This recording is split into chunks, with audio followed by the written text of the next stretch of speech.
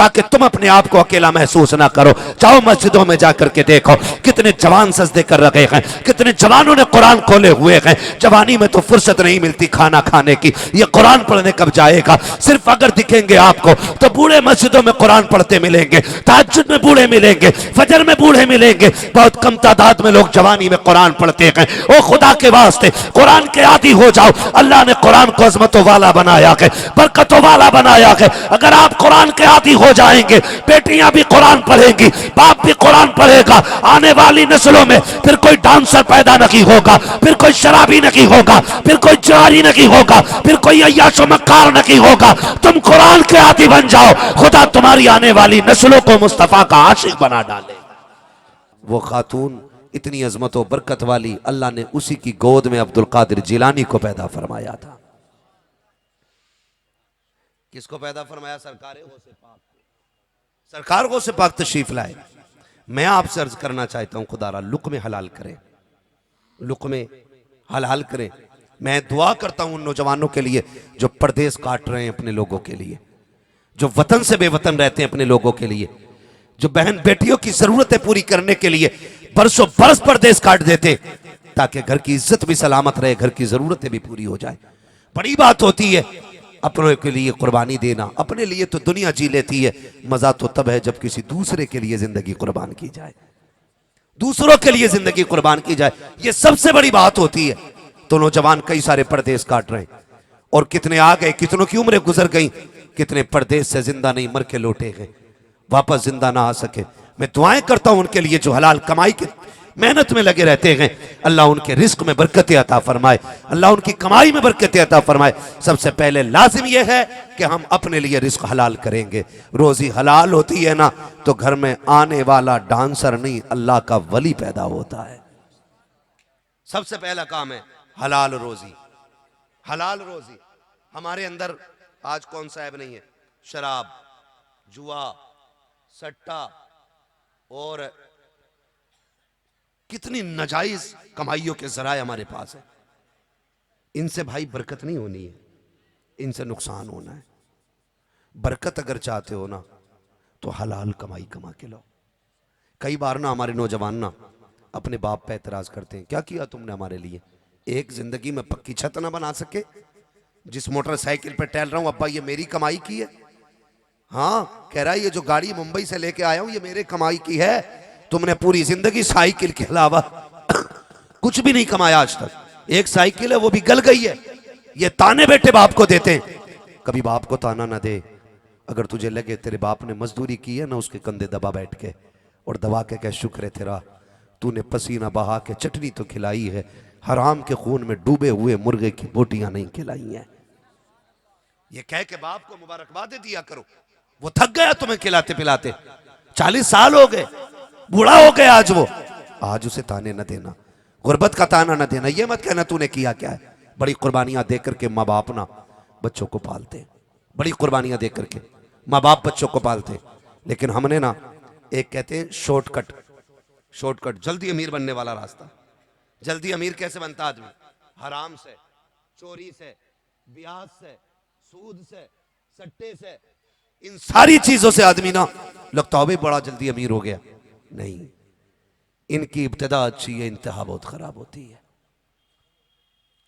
इब्तिदा अच्छी है, अंजाम अंजाम बोले जरा, अंजाम बुरा होता है। हराम की तरफ नहीं जाना है नौजवानों, हराम की तरफ नहीं जाना है। हालात कितने भी मुश्किल क्यों ना आ जाएं, हमें अपने रब की तरफ जाना है। रोजी कौन देता है? बोले जरा, रोजी कौन देता है? जोर से, मैं रब का नाम चाहता हूं आपकी जबान से निकले। रोजी कौन देता है? रज़ाक कौन है? रिस्क के फैसले कौन करता है? रिस्क के फैसले कौन करता है? अल्लाह करता है। जब रज़ाक अल्लाह है तो फिर शॉर्टकट मारने की जरूरत क्या है? 5,000 दे दिए, बदले में कितने मिलते हैं? 6,000, 7,000, कुछ तो 1.5 गुना पे दे रहे हैं आजकल। 5, 10 दूंगा 15 लूंगा, 10 दूंगा 15 लूंगा। इस तरह से भी शॉर्टकट से लोग निकलना चाह रहे हैं, लेकिन सुन, तेरे शॉर्टकट में वो कमाल नहीं है जो रब की बारगाह से मिलने वाली बरकत में कमाल होता है, जो उसमें कमाल होता है। हालात यही है। कभी कभी ये होता है, बीवियां कहती हैं सुनो जी, मुझे वही जोड़ा चाहिए जो प्रधान की बीवी ने पहन रखा है, मुझे वही जूती चाहिए जो सेठ साहब की बीवी ने पहनी है, वो जो मुंबई रहते हैं उनकी बीवी ने जो पहना ना सूट वही चाहिए। जब ये बात कही जाती है ना, तो फिर शौहर मजबूर होके ना, जब उसकी हैसियत नहीं होती है, फिर मजबूर होके वो नाजायज तरीकों से पैसा इकट्ठा करता है। जब नाजायज तरीके से पैसा इकट्ठा करता है ना, तो फिर घरों में बरकतें नहीं, घरों में आफतें आया करती है। मैं, मेरी बहनें बैठी हैं, इनसे गुजारिश करूंगा, खुदारा मेरी बेटी, मेरी बहन, अगर तेरा शौहर मजदूर है, 500 रुपये रोज कमाता है, तो अपने शौहर से उसकी ताकत से ज्यादा सवाल न करना, अपने शौहर से उसकी हैसियत से ज्यादा डिमांड मत रख देना। तेरा शौहर अगर शाम को 500 रुपए कमा के ला रहा है, तो 1000 की लिस्ट उसके हाथ में न देना। अगर तेरा शौहर थक के आ रहा है, तो 1500 की गुजारिश मत कर देना। अपने शौहर का एहतराम करना तेरी जिम्मेदारी है। तुझे मैं बताना चाहता हूं मेरी बेटी, खुदा की कसम, अच्छे कपड़ों से जिंदगी में खुशियां नहीं आया करती, कीमती कपड़ों से जिंदगी में खुशहाली नहीं आया करती है, महंगे कपड़ों से जिंदगी में खुशहाली नहीं आया करती है। अगर खुशहाली आती है तो रब के करम से घरों में खुशहाली आया करती है। आज कितने घरों में तलाकें हो रही हैं, कितनी बेटियां आज बर्बाद होती जा रही हैं, कितने घरों के मसाइल आज दारुल इफ्ता में है। कोई पूछता कि एक बार तलाक दी थी, मां ने मुंह पे हाथ रख दिया था। कोई कहता 2 बार तलाक कहा था, बेटी ने आके हाथ पकड़ लिया था। कोई कहता तीसरी की याद रखी है। अब झूठ बोलने से नतीजा कुछ नहीं होगा। अगर 3 तलाक दे चुके हो तो अब कुछ नहीं बचा है तेरा इसके अंदर। आपसे मैं ये कहना चाहता हूं, ये तलाकों की नौबत क्यों आ रही है, ये घरों में झगड़े क्यों हो रखे हैं, ये इख्तलाफात क्यों हो रखे हैं, मियां बीवी के दुश्मन क्यों हो रखे हैं, एक दूसरे के खिलाफ क्यों हो रखे हैं। इसकी वजह सिर्फ ये है कि वो शौहर जो सुबह को निकलता है चटनी से खाने के बाद, और शाम तक मंडी में जाकर के लोगों के धक्के खाता है, गालियां खाता है, कई लोगों के ताने सुनता है, तब जाकर के 400 रुपए लेके घर की तरफ आता है। ये दिन भर का थका हुआ, ये दिन भर का लोगों के ताने खा करके मुरझाया हुआ इंसान घर की तरफ ये सोच के बढ़ रहा है, ये सोच के आता है कि घर जाऊंगा बीवी सलाम करेगी, खैरियत पूछेगी, थकन उतर जाएगी। लेकिन वायरे नाकामी ये किस्मत, हमारे मुकद्दर में कुछ ऐसा ही लिखा था। जब तक के ये मजदूर घर आता है, बीवी का उतरा हुआ चेहरा, चली हुई आंखें, पहले से बदला हुआ तेवर और अंदाज तीखा होता है। खुदा की कसम, थकन उतरा नहीं करती है, थकन बढ़ जाया करती है। चाह तो ये था कि इसके तेरे 3 मीठे बोल इसकी थकन उतारते, तेरे बिगड़े हुए चेहरे ने इसकी थकन बढ़ाती है। जैसी घर में आया है, बीवी कहती कहां गए थे, अब तक आए हो, क्या लेके आए हो। 400 रुपए जेब में थे, निकाल के दिया, मुंह पे मार के कहती है मैंने 8 दिन से जोड़े का इंतजार कर रही हूं, 15 दिन से जूते खरीदने थे, क्या मिलेगा इसमें। जब बीवियां इस तरह के रवैये पेश करती हैं, तो फिर घर बना नहीं करते हैं, घर बिगड़ जाया करते हैं। और मेरी कौम के नौजवानों, जाओ जाके बेटियों को सबक पढ़ा देना।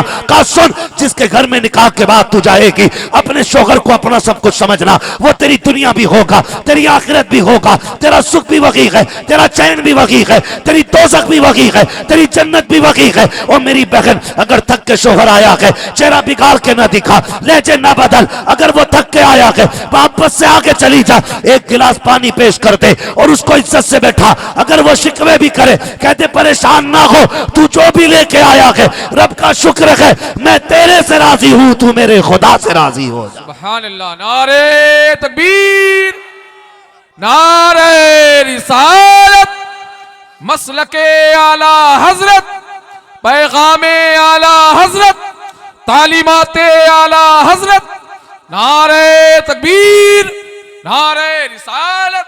जानते हो, सुभान अल्लाह, सुभान अल्लाह। जब मेरे नबी ने बेटी को रुखसत किया था, खातून जन्नत सैयदा तैयबा ताहिरा आबिदा जाहिदा रकिया तकिया जकिया नकिया सैयदा फातिमा ज़हरा रज़ी अल्लाह तआला अन्हा, जब रुखसत होने लगी थी, हुजूर ने बेटी के कान में कहा था, फातिमा मेरे अली से वो ना मांगना जो अली की ताकत के बाहर हो, मेरा अली गरीब है, ख्याल करना। जानते हो, खातून जन्नत ने कभी अपने लिए पूरी जिंदगी हज़रत अली से कुछ नहीं मांगा, कुछ नहीं मांगा। आज तो हम पढ़ा के भेजते हैं, सुन अपना हिस्सा पहले निकाल ले करिए, जैसे शौहर बाहर से आए अपने हिस्से के पहले पैसे निकाल लिए। हम ये पढ़ाने बच्चियों को, इससे घरों में आग नहीं लगेगी, घर जहन्नम नहीं बनेंगे, ऐसे घर आबाद होते नहीं ना। खुदा के वास्ते शौहर कब गलत होता है, जब जरूरतें बढ़ जाती हैं। मर्द कब गुनाह की तरफ बढ़ता है? जब खर्चे बढ़ जाएं और कमाई कम हो, जब लोग जलील करने वाले हो। जब रोज बीवी कहना देखा ना, तो उसकी बीवी कितने अच्छे कपड़े पहन रही थी, उसकी बीवी ने कितने अच्छा जेवर पहना था, तो एक दिन दिल में आता क्यों ना इसके लिए भी एक काम किया जाए। फिर बंदा ब्याज पे भी पैसे लेता है, रिश्वत भी लेने लग जाता है, हराम का पैसा भी इकट्ठा करने लग जाता है। फिर ये सारी बातें धीरे धीरे जमा होने लग जाती हैं और फिर घर से बरकतें उड़ जाया करती हैं, घर से रहमतें रूठ जाया करती हैं। नौजवानों, अल्लाह के बंदे बनो, अल्लाह के बंदे। दुख आए अपने रब को आवाज दो, अपने रब से मांगो। तुम्हारे रब से बेहतर कोई नहीं है, तुम्हारे रब से बेहतर कोई नहीं है। अगर तुम्हारा ईमान डगमगा रहा है ना कभी जाकर के, अरे यार इधर हाथ मार ले उधर हाथ मार ले, तो फिर दिल से पूछ तेरे दिल में ईमान है कि नहीं? तुझे लगता है खुदा देख रहा है कि नहीं? खुदा की कसम खा के कहता हूं, अल्लाह ही है जो सारे निजाम का मालिक है। वो चाहे तो लम्हों में तख्त से उठा के तख्ते पे डाल देता है, वो चाहे जरा सी देर में जमीन से उठा के आसमानों तक पहुंचा देता है। लेकिन हम अपने रब से दूर हो गए नौजवानों, दूर हो गए। बगदाद वाले को पढ़िए आप और समझने की कोशिश कीजिए। 40 साल तक ईशा के वजू से फजर की नमाज पढ़ने वाली जात को इस्पाक की है, आज एक टाइम मस्जिद में नहीं जाता और कह रहा मैं जन्नत में लेके जाऊंगा। क्या तू बड़े पीर से भी ज्यादा बड़ा पीर है? क्या तेरी इबादत उनसे भी ज्यादा बड़ी है? एक टाइम मस्जिद में ना जाके पूरी कौम को धोखा दे रहा है कि मैं तुझे जन्नत में लेके जाऊंगा। बगदाद वाले से पूछ तो सही, कैसे रब मिलता है, कैसे रब मिलता है? कहते मैंने दीन सीखा ना, बड़े बड़े फाके किए, बड़ी बड़ी मुश्किलें मैंने उठाई, बड़े बड़े फाके। कहने लगे एक दिन भूख इतनी लगी थी कि पेट में दर्द होने लगा। मैं ये सोच के निकल गया कि कुछ भी ना सही, कुछ भी ना सही। मैं ये सोच के निकला, मैं ये सोच के निकला कि कुछ भी ना सही, कम से कम ये कि दरिया के किनारे गिरी पड़ी सब्जी उठा के खा लेंगे। ये सोच के निकल गए, गिरी पड़ी सब्जी की नीयत से लेकर के निकल गए घर से। वो भाई कहते मैं गया, मुझसे पहले वहां पे 3-4 जरूरतमंद लोग टहल रहे थे जिनका हाल मुझसे भी ज्यादा बुरा था। कहते मैं उन्हें देख के लौट आया सिर्फ ये सोच के अगर मैंने उठा लिया तो फिर कहीं ये भूखा ना रह जाए। और आज ये है कि इसे मिले ना मिले मुझे मिल जाए। क्या ये है कि नहीं? ये कंडीशन है आज हमारी। दिल मुर्दा हो गए, आमने सामने 4 दुकानें लगी हैं तो हालात ये हैं। वो उसे तबाह करने पे लगा, वो उसे कह रहा उससे मत लेना सब्जी, वो गंदे नाले में धोके लाया था, बेच दोनों ही सब्जी रहे। उसके पास गया, क्या बोले उससे मत लेना, उसके टमाटर में दवा लगी हुई है। मतलब एक दूसरे को घटाने पे लगे। ये कंडीशन हमारी है। सगे भाई एक मार्केट में 2 दुकानें रख के बैठे होते हैं। वो फोन करके रिश्तेदार से कह रहा सुनो भाई तुम्हारा चचेरा आया था कपड़ा लेने के लिए, मेरी दुकान पे नहीं आया। क्यों? जिससे लेके गया वो भी तो तेरा सगा भाई है ना। तेरे पेट में दर्द किस चीज का है, हसद किस चीज का, आग किस चीज की लगी है? मेरी दुकान पे नहीं आया, मेरी दुकान पे नहीं आया। ये मेरा मेरा लेके डूब गया हमें। याद रखिएगा उस वक्त तक भले पूरे नहीं होंगे जब तक हम दूसरों के बारे में भले के फैसले नहीं करेंगे। ये याद रखिएगा, हम उस वक्त तक ऊपर नहीं जाएंगे जब तक दूसरे का हाथ पकड़ के उठाने की कोशिश न करेंगे। अगर सिर्फ अपना अपना करते रहोगे तो कुछ नहीं हो सकता है, कुछ नहीं हो सकता है। बगदाद की मार्केट में 2 दुकानें और दोनों हुजूर के कलमा पढ़ने वाले हैं। एक बंदे की दुकान पे ना पुराना ग्राहक आ गया और उसने आके कहा मुझे यार ये वाला कपड़ा चाहिए। उसने कहा ये मैं कपड़ा तुझे नहीं दूंगा। कहा क्यों? कहा अगर ये कपड़ा लेना तो उस दुकानदार से जाके ले ले। उसने कहा नहीं कपड़ा तो मुझे तुझसे लेना है। उसने कहा मैं नहीं दूंगा। वो लड़ गया, कहने लगा एक बात बता, एक बात बता। कहा क्या? कहा ये बता मैं तेरा पुराना ग्राहक और आज तू मुझे अपने पास से भगा रहा है जबकि तेरे पास कपड़ा रखा हुआ है। उसने कहा बात बाद में बताऊंगा, पहले उससे कपड़ा लेके आ। ये उठा गुस्से में और गया कपड़ा लेने के लिए और सामने वाले कलमा पढ़ने वाले की दुकान से कपड़ा लिया और लेके आके कहने लगा देख तूने ना दिया तो क्या हुआ, मैं ले आया ना। तो उसने कहा यही तो मैं चाहता था। कहा यार बताना, अब तो बता दे क्यों चाहता था। उसने एक ठंडी सांस ली और उसने कहा सुबह से मेरे पास कई ग्राहक आ गए हैं, मैंने इतना कपड़ा बेच लिया है जिससे मेरे बच्चों का गुजारा हो जाएगा। लेकिन ये जो सामने वाला दुकानदार है ना ये भी हुजूर का कलमा पढ़ता है, ये भी मदीने वाले का कलमा पढ़ता है। बात ये है इसके पास एक भी ग्राहक नहीं आया। मैं घर जाता हूं ना, मेरे बच्चे दौड़ के आके ना मेरा दामन पकड़ के कहते हैं अब्बा क्या चीज लेके आए हो। मैं इस जेब में हाथ डालता हूं, जो मिल जाता बच्चों में दे देता हूं। मुझे लगा कि ये भी मेरी तरह शाम को घर जाएगा, इसके भी बच्चे इसकी तरफ दौड़ेंगे। अगर ये खाली हाथ जाएगा बच्चों के सामने गर्दन झुक जाएगी। उसने ये कहा मेरा तो गुजारा हो गया, क्या होगा अगर मेरे पास एक ग्राहक कम रह जाएगा, मेरी जरूरत की बिक्री हो गई है। जा तूने उससे जाके कपड़ा ले लिया है। इतनी खुशी तब नहीं होती अगर तू मुझसे लेता जितनी खुशी कलमा पढ़ने वाले की दुकान से लेने पे मुझे हो गई। बेशक नारे तकबीर, नारे रिसालत, मसलके आला हजरत, नारे तकबीर, नारे रिसालत। बहुत अच्छा पैगाम है। सुभान जब दिलों अल्लाह, में जगह थी तो अल्लाह ने बरकत रखी थी, अब दिलों में जगह नहीं रह गई है। दिलों में जगह नहीं रह गई है। खुदा रा जगह पैदा करे दिलों में। सबसे बड़ी बात है जो चीज अपने लिए पसंद करते हो पहले अपने भाई के लिए पसंद करो, अपने भाई के लिए पसंद करो। कुछ पाक फरमाते मैं वहां से लौट आया, कहीं ऐसा ना हो उनके हिस्से मेरे जो मैं मुझे मिले वो उनसे काम रह जाए उसका। कहते मैं ये छोड़ के चला आया सोच के। कहते दर्द इतना था मैं मस्जिद में आके लेट गया, पेट में दर्द था, करवटें बदल रहा था। इतने में एक परदेसी आया, खाना खाने के लिए बैठ गया। मैंने उसको देखा। कहते हैं जिंदगी में आज पहली बार मेरी किसी के खाने पे नियत गई थी। मैंने सोचा काश ये मुझसे कह दे खाना खाने के लिए। कहते भूख कितनी थी, इतनी भूख थी कि मुंह उसका खुलता था ना तो बेखुदी में मेरा मुंह खुल जाया करता था। ये कहते हैं कि ये कंडीशन थी मेरी। कहते हैं फिर अचानक उसने कहा आओ शहजादे तुम भी खा लो। कहते हैं मैं जाके बैठ गया, खाने लग गया। वो से पाक फरमाते हैं जब खाने लगा उसने खाते खाते मुझसे कहा बच्चे कहाँ के रहने वाले हो, यहाँ क्या करते हो। मैंने कहा पढ़ता हूँ, इल्म सीखने आया हूँ। कहाँ से आए हो। कहा बगदाद से। कहा मैं जीलान से आया हूँ। कहा अच्छा। कहा ठीक है मैं थोड़ा काम से आया था। कहा क्या। कहा मुझे अब्दुल कादिर की तलाश है, अब्दुल कादिर का पता बता दोगे। आप फरमाने लगे हाँ पहले खाना खा लो। काम क्या है। कहा कि ये बात ये है कि मैं आया हूँ ना उनके वतन से, उनकी माँ ने कुछ पैसे भेजे थे खर्चे के लिए, कई दिन से ढूंढ रहा था, मेरा सामान खत्म हो गया ना, मैंने उनके पैसे से लेके ना ये खाना लिया है।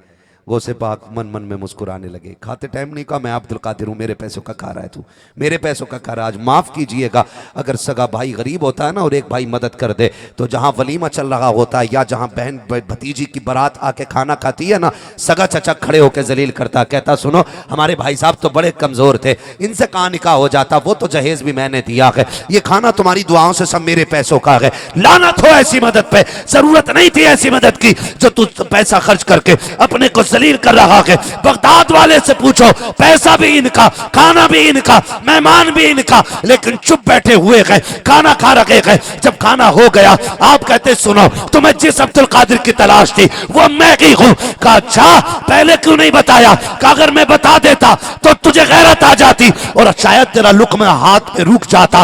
अब्दुल कादिर नहीं चाहता मेरी वजह से किसी को शर्म उठानी पड़े, इसलिए अब्दुल कादिर ये बात तुझसे बाद में बता रहा। सुभान अल्लाह, सुभान अल्लाह। हाँ गौसे पाक इतना पर्दा डाल रहे हैं, सुभान उन्होंने अल्लाह, सिर्फ इसलिए नहीं बताया कहीं इसके लुक्मे कम ना हो जाए, सुभान अल्लाह। लुक्मे कम ना हो जाएं। और आज हम जलील करते हैं, खड़े होके जलील करते हैं। गलत नहीं कह रहा हूं, ये सच्चाई है, हक है। हाँ ये अलग बात है नंबर आधी रात में आया है, लेकिन बात अपने हिस्से की पूरी करके जानी है। बिल्कुल हज़रत सही है। जलील ना कर। अल्लाह तौफीक देना तो मेरे भाई मुट्ठी बंद करके मदद कर ताकि किसी को पता ना चल सके। सुभान अल्लाह, सुभान अल्लाह, बेशक सुभान हाँ भाई अल्लाह। ऐसे मदद करो ताकि किसी को पता न चल सके। जी। ये भी कोई मदद है यार। तुमने भतीजी के बारात का सामान दिया और जमाने में रुसवा कर दिया। भतीजी जो छोड़ो, सगा बाप मरता है, सगा बाप, बाप समझते हैं अब्बा है? अब्बा समझते हैं ना सारे लोग। जी जी। सगा बाप इंतकाल करता है और तीन भाई बराबर तो नहीं पैसे में, कोई ठेला लगाता है, किसी की गोल्ड की दुकान है तो किसी का होटल है, अलग अलग काम है, अलग अलग कमाइयां हैं। पांचों उंगलियां बराबर नहीं है, होती हैं, पांचों उंगलियां बराबर नहीं होती ना। अल्लाह सलामत रखे। 1:30 बज गया कि माशाल्लाह दिमाग पूरा काम कर रहा है, जी। वरना बड़े अच्छे अच्छे यहाँ के घूम जाते हैं। पांचों उंगलियां बराबर नहीं होती हैं। कोई भाई कम कमाता, कोई ज्यादा कमाता। अब्बा का 40वां मर गया है ना, एक भाई जो ठेला लगाता भाई उसकी हैसियत तो नहीं तुम्हें 50 किलो शरबती का चावल ला के दे, वो तो रोज का 2 किलो का आटा मुश्किल से ला रहा है, अल्लाह। मुश्किल से एक वक्त की सब्जी लेके आता है, वो बड़ी मुश्किल से उसके घर के गुजारे हो रहे हैं। यार वो कैसे कैसे करके वक्त काट रहा है। नहीं बना सकता वो तेरे साथ खड़े होकर 40 भगोने, नहीं बना सकता वो 10 भगोने बिरयानी के। अल्लाह ने तुझे पैसा दिया, तूने बना लिया। तो फिर जानते हो औकात दिखाते हैं लोग, औकात औकात दिखाते हैं। जिसके पैसे से बिरयानी बनी होती है ना, वो भाई कुर्सी पे बैठा होता है, और जो गरीब होते हैं ना, उनसे प्लेटें उठवाई जाती हैं, उनसे दस्तरखान बिछवाए जाते हैं, उनसे झाड़ू लगवाई जाती है। जाके पूछो 40वें में, क्या बात अकेले हो? कहा नहीं जी 3 भाई, अल्लाह ने 3 दिए हैं, शुक्र है तीनों सलामत है। तो किधर है तू कुर्सी पे बैठा? कहा ये जो प्लेटें उठा रहा है ना, ये बड़ा भाई है, ये जो झाड़ू लगा रहा है ना, ये छोटा भाई है। क्या बात? क्या इनका हक नहीं था कुर्सी पे तेरी बगल में बैठने का? क्या बात? क्या तेरा खमीर अलग है, तेरा डीएनए अलग है, या ये अलग है? इनकी माँ और है, तेरी और है, इनका बाप और है, तेरा और है। कहा नहीं जी सब कुछ एक है। फिर पूछो किसी से कि ये कुर्सी पे क्यों बैठा है? थोड़ी देर के बाद खुद फट जाता है, खुद बोल के कहता जितने भगोने बन रहे ना, ये सब मैंने बनवाए हैं। ये जितनी बिरयानी में गोश्त पर लगा के, ये सारा मेरा है। जितनी लकड़ियां हैं, ये सारी मेरी है। इनके पास तो अपने घर के बच्चे पालने के लिए पैसा नहीं, ये कहां से दे देते? लाना तो तेरी ऐसे 40वें की फाता पे, लाना तो तेरे खर्चों पे जो तेरे अपनों को जलील कर दे। खुदा के वास्ते मत मारना ऐसे 10 भगोने जिनकी वजह से तेरा भाई जलील हो। हाथ उठा करके खाली पानी पे दुआ कर दो, काबे वाला भी राजी हो जाएगा, मदीने वाला भी राजी। बेशक, सुभान अल्लाह सुभान अल्लाह। बहुत अच्छा पैगाम है हज़रत, सुभान अल्लाह सुभान अपने अल्लाह। लोगों को नहीं, उसकी औकात नहीं थी, उसकी हैसियत नहीं थी। ओ यार औकात हैसियत पे क्या उतर आया? अगर तू एक साइन से 50,000 कमाता तो तूने कौन से सजदे किए जो अल्लाह तुझसे इतना राजी है?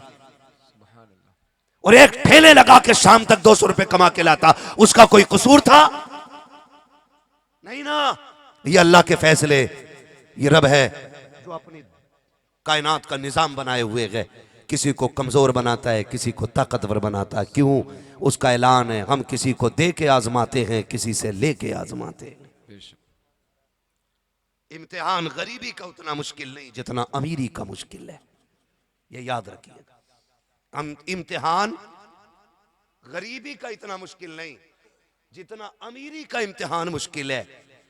गरीब इसलिए भी ज्यादा पास हो जाते हैं क्योंकि मेरे नबी ने कहा था इस्लाम गरीबों से चला है और गरीबों में सिमट के रह जाएगा। बेशक। इसलिए भी गरीब कामयाब हो जाते। कई बार ना हमारे चंद जुमले तबाह कर देते। चंद जुमले, घमंड बुरी चीज होती है, तकब्बुर, अना, ये सारी बुरी चीजें होती हैं। कमेटी वाले 4 ही लोग रह गए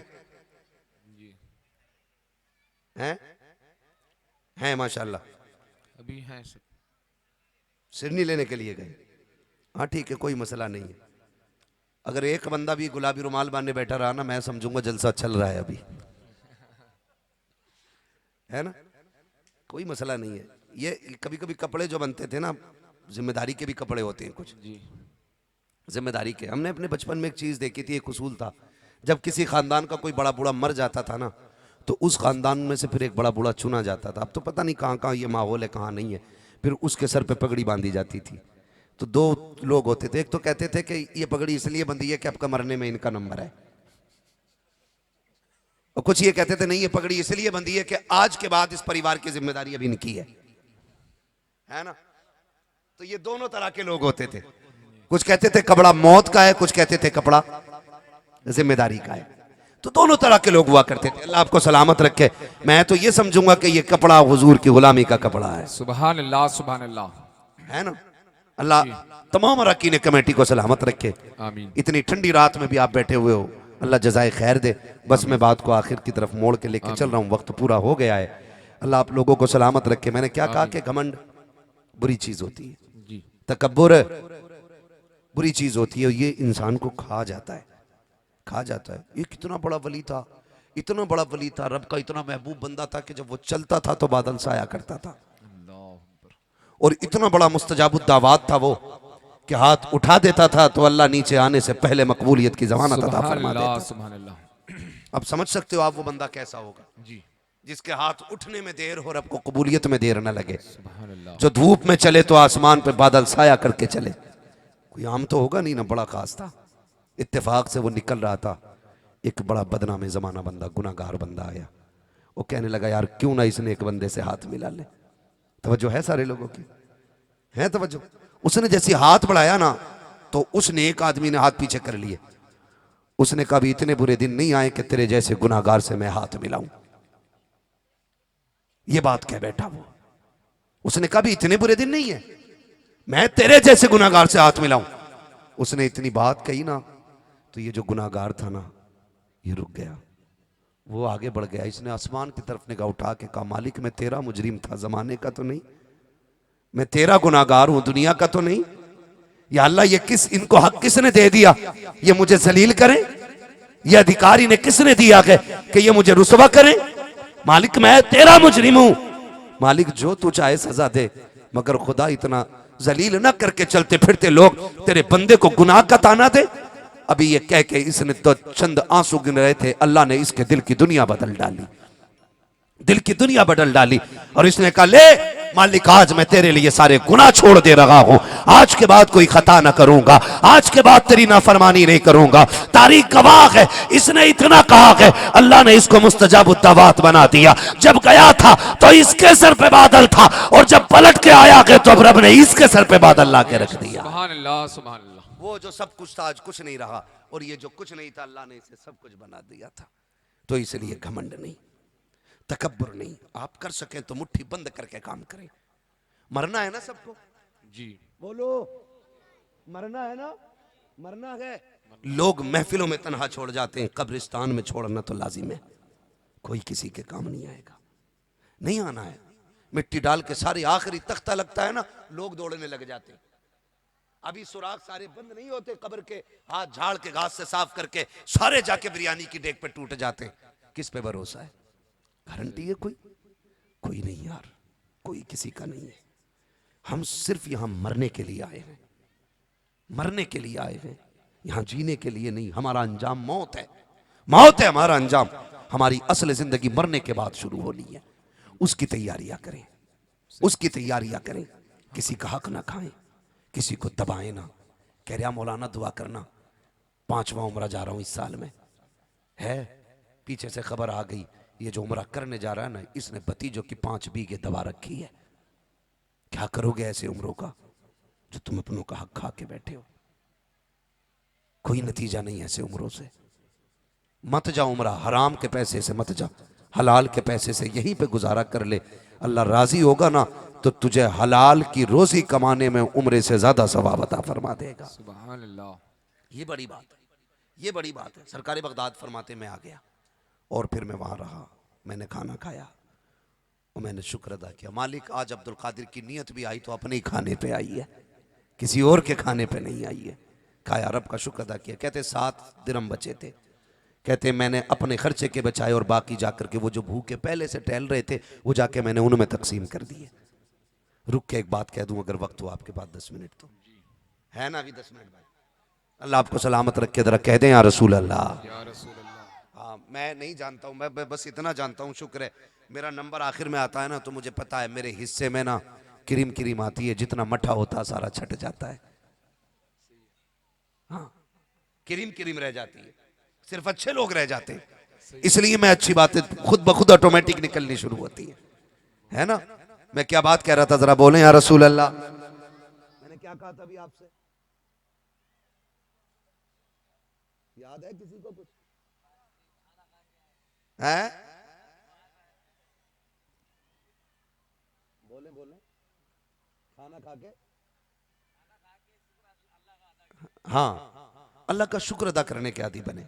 मैं बात कह रहा था सरकार बगदाद को पढ़ने की कोशिश करें और समझें, समझें जरा, आखिरत की तैयारी करें।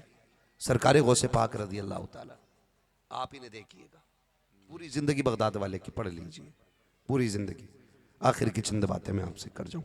यही सरकार गौसे पाक रज़ी अल्लाह ताला ने, यही गौसे पाक है। एक दिन ना दरिया के किनारे जा रहे हैं, जाना था दरियाई नील पार करना था, तो गए किसी काम से और जाने के बाद ना आप जब वहां पहुंचे तो आपने देखा एक शख्स एक तरफ रो रहा था। आपने फरमाया क्या हुआ, क्यों रो रहा है? उसने कहा हुजूर मुझे पार जाना था,